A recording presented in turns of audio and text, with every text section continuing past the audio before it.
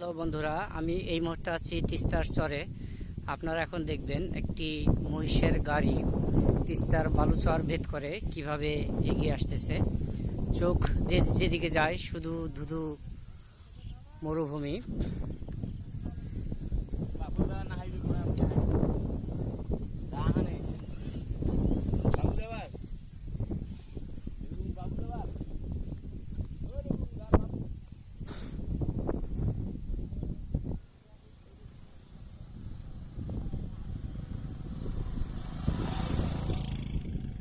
আপনারা দেখছেন যে তিস্তার ধুধু বালুচরে, তিস্তার চরে জনজীবন কীরকম পার করছে এই অঞ্চলের মানুষ, কতই না কষ্ট তাদের।